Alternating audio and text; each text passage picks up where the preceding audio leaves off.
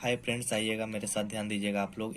मैं आप लोग के सामने बहुत महत्वपूर्ण टॉपिक लेकर आया हूँ, जो स्टेटमेंट एंड आर्गूमेंट। खासकर ये हमारा जो बैंकिंग, एसएससी एंड रेलवे में इस तरह का क्वेश्चन आते रहते हैं। और क्वेश्चन जब आता है तो बहुत सारे लड़कों से नहीं बनता होगा। इस तरह का क्वेश्चन बनता है पर ज्यादातर क्या होता है, गलत हो जाता है। क्या होता है, गलत हो जाता है क्वेश्चन। तो आइएगा, तो हम लोग के साथ सीखिएगा तो इस तरह का क्वेश्चन बहुत इजी लगेंगे, बहुत आसान लगेंगे बनाने में। तो स्टेटमेंट एंड आर्गुमेंट, जिसका हिंदी हुआ कथन एवं तर्क। स्टेटमेंट, स्टेटमेंट का क्या हुआ जी हिंदी, कथन। आर्गुमेंट का क्या हुआ, तर्क, जिसका हिंदी हुआ तर्क। तो कथन एवं तर्क कहते किसको हैं, ये पहले आइएगा हम लोग समझ लेते हैं। कथन, कथन करने का मतलब ये हुआ कि जो हम लोग आपसे जो क्वेश्चन किए, क्या किए, जो हमने आपसे जो क्वेश्चन किया, मेरा क्या कहलाता है, कथन कहलाता है। और आपने जो आंसर दिया वो क्या कहलाता है, तर्क कहलाता है। जो आपने आंसर दिया वो तर्क कहलाता है, और जो मैंने क्वेश्चन किया वो क्या कहलाता है, कथन कहलाता है। तो आइएगा, इस तरह का जो क्वेश्चन हम लोग का आते रहते हैं वो उस पर चर्चा करेंगे। तो एक चीज और है, स्टेटमेंट एंड आर्गुमेंट में वो सबसे बड़ी बातें याद रखने की बात है। वो इसमें तो कुछ ज्यादा थ्योरी है नहीं, पर मेन जो मुद्दा है उस पर मैं आता हूँ। मुद्दा ये है कि स्टेटमेंट एंड आर्गुमेंट में जो मेरा क्वेश्चन जो कर रहा है, जो मेरा क्या बोले, जो मेरा क्वेश्चन कर रहा है उसी के आधार पे चलना है। और न कि जो अपने माइंड से जो सोचे हैं उसके आधार पर कतई नहीं चलना है। मैंने क्या बोला कि जो मेरा क्वेश्चन में दे रखा है उसी के आधार पे चलना है, न कि जो आप सोच रहे हैं उसके आधार पे चलना है। फिर से ध्यान दीजिएगा, क्वेश्चन नंबर 1 मैंने क्या बोला, क्या निजी क्षेत्र के सभी बैंकों का तत्काल सार्वजनिक क्षेत्र के बैंकों में विलय कर दिया जाना चाहिए। क्या कर रहा है जी, क्या निजी क्षेत्र के सभी बैंकों का तत्काल सार्वजनिक क्षेत्र के बैंकों में विलय कर दिया जाना चाहिए। कह रहा है कि टोटल जितने भी निजी क्षेत्र के सारा का सारा जो बैंक है उसको तत्काल सार्वजनिक क्षेत्र के बैंकों में विलय कर दिया जाना चाहिए। तर्क नंबर 1 क्या कर रहा है, नहीं, निजी क्षेत्र बैंक लाभ कमाने वाली संस्थाएं हैं, इसलिए उनका विलय नहीं किया जाना चाहिए। चलिए, जो भी सही होगा या गलत होगा मैं उसको बाद में देखूंगा। तो आगे मैं तर्क नंबर 2 पे भी जाता हूँ। हाँ, इससे ग्राहकों का मेहनत से कमाया धन सुरक्षित हो जाएगा और उनके हित में उनके हित में क्या रहेंगे, सुरक्षित रहेंगे। तर्क नंबर 1 मैं फिर से रिपीट कर रहा हूँ, नहीं, निजी क्षेत्र बैंक लाभ कमाने वाली संस्थाएं हैं, इसलिए उनका विलय नहीं किया जाना चाहिए। कह रहा है कि यहाँ पे जब कह रहा है कि सभी बैंकों का तत्काल सार्वजनिक क्षेत्र के बैंकों में विलय कर दिया जाना चाहिए, और यहाँ कह रहा है कि बैंक से संबंधित जब आ गया तो बैंक लाभ कमाने वाली संस्थाएं, ये तो आप लोग सारा का सारा लोग जानते हो कि बैंक क्या है, एक संस्था है। जो कि कैसा संस्था है, लाभ कमाने के लिए संस्था है। लाभ यानी कि कमाया जाता है बैंक से भी, ठीक ना। तो विलय नहीं किया जाना चाहिए, और यहाँ पे कह रहा है कि विलय कर दिया जाना चाहिए। अगर विलय कर देगा तो क्या होगा, हम लोग को हानि होगा ना। तो इसलिए पहला कथन क्या हुआ, सही हुआ। पहला कथन 100% सही हुआ, इसलिए कि इसका विलय नहीं किया जाना चाहिए। दूसरा दूसरा तर्क ये कह रहा है कि हाँ, इससे ग्राहकों का मेहनत से कमाया धन सुरक्षित हो जाएगा और उनके हित सुरक्षित रहेंगे। बात किया गया है यहाँ पे बैंक का, और इसमें कह रहा है कि ग्राहक का मेहनत से कमाया गया धन सुरक्षित हो जाएगा और उनके हित सुरक्षित रहेंगे। बैंक में जब जमा रहेगा तो ऑटोमेटिकली है कि सुरक्षित ही रहेंगे। तो इसलिए मेरा कथन 2 गलत हो जाएगा। आइएगा, नेक्स्ट क्वेश्चन पे हम लोग चलते हैं। क्वेश्चन नंबर 2, क्या भारत में प्रोफेशनल कोर्सों में प्रवेश विद्यार्थियों के लिए क्या भारत में प्रोफेशनल कोर्सों में प्रवेश विद्यार्थियों के किसी विशेष समूह का कोई रियासत दिए बिना सिर्फ मेरिट पर दिया जाना चाहिए। कह रहा है क्या कि क्या भारत में प्रोफेशनल कोर्सों में प्रवेश विद्यार्थियों के किसी विशेष समूह को कोई रियासत दिए बिना सिर्फ मेरिट पर दिया जाना चाहिए।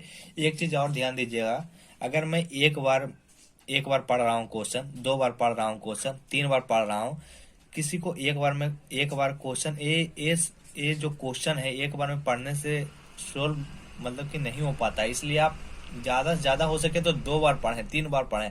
क्योंकि अगर आप सोचिएगा कि अगर हम एक बार पढ़ के बना लें तो ठीक है, बना सकते हैं, पर क्या होता है कि ऑप्शन मतलब कि जो कि होता है, आपको लगेगा कि तर्क मेरा एक सही है, पर ऐसा नहीं हो पाता। इसलिए मैं ज्यादा से ज्यादा इसलिए मैं आप लोग को ज़्यादा से ज़्यादा सजेशन दूंगा कि क्वेश्चन एक बार नहीं बल्कि 2 बार 3 बार करके पढ़िए तो ज़्यादा बेटर रहेगा, ठीक ना। तो आइएगा, फिर से ध्यान दीजिएगा क्या कर रहा है और नहीं कर रहा है। क्या भारत में प्रोफेशनल कोर्सों में प्रवेश विद्यार्थियों के किसी विशेष समूह को कोई रियासत दिए बिना सिर्फ सिर्फ क्या कर रहा है, मेरिट पर दिया जाना चाहिए। कह रहा है कि कोई विशेष समूह का कोई रियासत दिए बिना सिर्फ मेरिट पर दिया जाना चाहिए। अब मेरा तर्क कर रहा है, तर्क नंबर 1, हाँ, इससे प्रोफेशनलों की गुणवत्ता में सुधार आएगा। क्या आएगा? प्रोफेशनलों की गुणवत्ता में सुधार आएगा, क्योंकि वे कोर्सों को सफलतापूर्वक पूरा कर सकेंगे। तर्क नंबर 2 कह रहा है कि नहीं, इससे सामाजिक और आर्थिक रूप से पिछड़े हुए अधिकांश विद्यार्थी प्रोफेशनल कोर्सों से वंचित रह जाएंगे। तर्क नंबर फिर से समझते हैं, बन क्या कर रहा है। हाँ, इससे प्रोफेशनलों की गुणवत्ता में सुधार आएगा, क्योंकि वे कोर्सों को सफलतापूर्वक पूरा कर सकेंगे।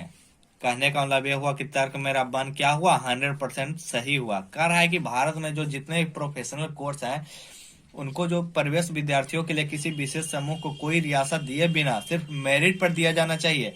और यहाँ पे कह रहा है कि अगर वे मेरिट पर दिया जाना चाहिए तो प्रोफेशनलों की गुणवत्ता में सुधार आएगा। तय बात है, 100% है कि सुधार आएगा, क्योंकि वे कोर्सों को सफलतापूर्वक पूरा कर सकेंगे। सही है, समझ में आया। सेकंड कह रहा है कि नहीं, इससे सामाजिक, क्या कह रहा है, नहीं, इससे सामाजिक और आर्थिक रूप से पिछड़े हुए अधिकांश विद्यार्थी प्रोफेशनल कोर्सों से वंचित रह जाएंगे।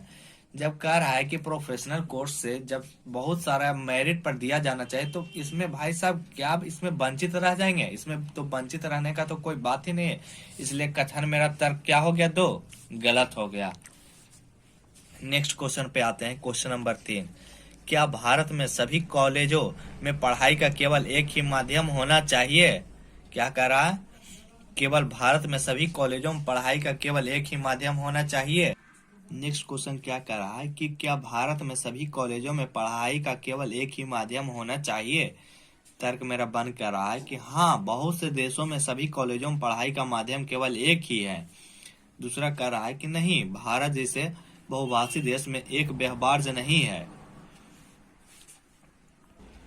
तो मेरा कह रहा है, क्या कर रहा है कथन कि जितने भी भारत में सभी जो कॉलेज हैं उनके जो पढ़ाई का माध्यम होना चाहिए, क्या एक होना चाहिए?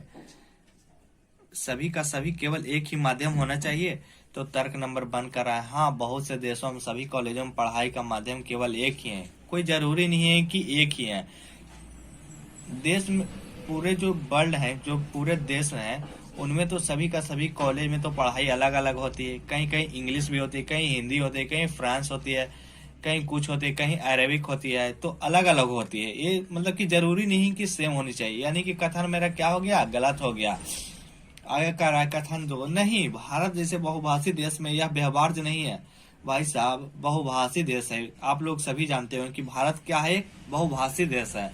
तो मेरा कहने का मतलब ये हुआ कि भारत में सिर्फ एक ही भाषा का यूज तो नहीं होता होगा ना। इसमें भी तो भारत में कहीं इंग्लिश सिखाए जाते हैं, कहीं हिंदी चलते हैं, कहीं उर्दू चलते हैं, कहीं मलयालम चलते हैं, कहीं तेलुगु चलते हैं। तो सब जगह का अलग अलग कहीं कुछ न कुछ लैंग्वेज होता है। तो मेरा कहना हुआ कि नहीं, भारत जैसे बहुभाषी देश में यह व्यवहार्य नहीं है। कहने का मतलब ये हुआ कि मेरा 100% क्या हो गया, तर्क सही हो गया। अब एक और क्वेश्चन आप लोग के साथ में चलता हूँ। तो क्या बड़े शहरों में सड़क की मरम्मत का काम केवल देर रात को किया जाना चाहिए? क्या कर रहा है, क्या बड़े शहरों में सड़क की मरम्मत का काम केवल देर रात को किया जाना चाहिए? फिर से एक बार मैं इस क्वेश्चन को रिपीट कर रहा हूँ, क्या कर रहा है, नहीं कर रहा है। क्या बड़े शहरों में सड़क की मरम्मत का काम केवल देर रात को किया जाना चाहिए? तर्क नंबर 1 कर रहा है कि नहीं, इस तरह का काम कभी पूरा नहीं होगा। तर्क नंबर 2 कह रहा है कि नहीं, बिजली का अनावश्यक उपयोग होगा। तीसरा तर्क मेरा ये कह रहा है कि हाँ, दिन के दौरान मरम्मत का काम होने पर आने जाने वालों को बहुत कठिनाई होगी। क्या कर रहा है, हाँ, दिन के दौरान मरम्मत का काम होने पर आने जाने वालों को बहुत कठिनाई होगी। एक बार फिर से समझते हैं बहुत अच्छी तरीके से ये जो क्वेश्चन कर रहा है मेरा, क्या इसका तर्क होगा, है ना। क्या बड़े शहरों में सड़क की मरम्मत का काम केवल देर रात को किया जाना चाहिए? यहाँ पर साफ तौर पर मेरा क्वेश्चन कर रहा है कि जो भी सड़क पर जो काम होगा, शहरों में जो सड़क की मरम्मत होगा, तो उनका जो काम है केवल और केवल क्या होना चाहिए, देर रात में ही किया जाना चाहिए। पर मेरा तर्क क्या कर रहा है, तर्क नंबर 1 नहीं, इस तरह के काम कभी पूरा नहीं होगा। ये तो कहीं भाई साहब लिखा ही नहीं है। जब देर रात में अगर काम होगा तो ये कोई जरूरी है कि काम पूरा नहीं होगा? हो भी सकता है और नहीं भी हो सकता है। यानी कि तर्क मेरा नंबर कहने का मतलब तर्क नंबर 1 गलत है। तर्क नंबर 2 कह रहा है कि नहीं, बिजली का अनावश्यक उपयोग होगा। मरम्मत हो रहा है सड़क और बिजली का कहीं कुछ चर्चा ही नहीं आया है, तो इसमें साफ तौर पर कह रहा है कि नहीं, बिजली का अनावश्यक उपयोग होगा। अब इसमें उपयोग होगा कि अनुपयोग होगा, इसका कोई चर्चा है नहीं है। जिसका कोई चर्चा नहीं रहे उसको तो हमेशा क्या मानते हैं, रॉन्ग मानते हैं, गलत मानते हैं। ये सब और भी मैं टॉपिक पढ़ाऊंगा जिसमें और बहुत बढ़िया तरीके से डील होगा ये सब क्वेश्चन। क्वेश्चन नंबर 3 क्या करा है, हाँ, दिन के दौरान मरम्मत का काम होने पर आने जाने वालों को बहुत कठिनाई होगी। ये जो तर्क लग रहा है कि मेरा 100% क्या है, सही है। अब सही इसलिए है कि देखिएगा, मिलाइएगा। हाँ, दिन के दौरान मरम्मत का काम होने पर आने जाने वालों को बहुत कठिनाई होगी, इसलिए तो कह रहा है कि रात में काम होना चाहिए सड़क का। आप साफ तौर पर जानते हो कि अगर दिन में भाई साहब अगर काम होगा सड़क पे तो आने जाने वालों को तो परेशानी होगी ना। इसलिए रात में क्या रहता है, नीट एंड क्लीन रहता है।